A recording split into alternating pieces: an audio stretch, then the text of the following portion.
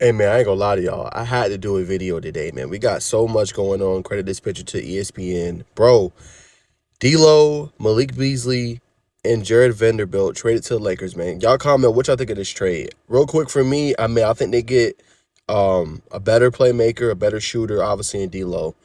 He's gonna have to be committed on defense though. But I think he'll alongside, AD, obviously, and LeBron very well, right? So the question will be, does this make the Lakers a playoff team, right? Because, they're really trying to go after Kyrie in the offseason, but they're trying to improve also as well, which they did, in some ways in the trade deadline, right? They got rid of the contract of Russ.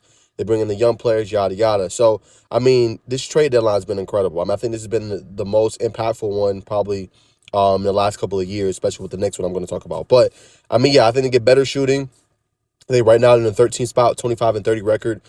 So we'll see, how it all pans out. But I think Jared Vanderbilt's going to give them good defensive prowess out there on the wings. He can shoot it pretty well. And then Malik Beasley's one of the top 3-pointers in the league, 3-point shooters in the league. So they get the depth that they needed, and then they also get good long range shooting. So we'll see how it all pans out for them. But I think it'll be interesting. This is a major headline going into yesterday. We'll see how everything pans out. And obviously, a lot has been talked about the relationship with LeBron and AD, with him sitting down. LeBron broke the record, but we'll see. Maybe it was nothing, but that will forever be etched in history. But that's my response on that one. Now, this one is massive, right? You got D-Book, Chris Paul, still got DeAndre Ayton, and now you got KD.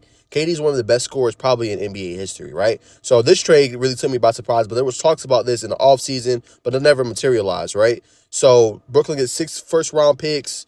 They get Jay Crowder, they get Mikal Bridges, and they get Cam Johnson, right? So obviously they're in rebuild mode. All they got left is Ben Simmons, right? So for Phoenix, though, this is your chance to go for a title, right? Now, I say that because you got two really great scorers in D Book and obviously Kevin Durant. And then you got Chris Paul facilitating the show. So it'll be interesting to see how it all culminates together. KD is out of Brooklyn now. You can officially, say that chapter is closed. It didn't come out to where it wanted to be with them.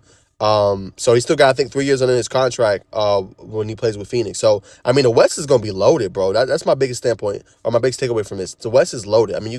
You'll have Phoenix up there now. Obviously, you're going to have the Denver Nuggets with Nikola Jokic, Jamal Murray, Michael Porter Jr.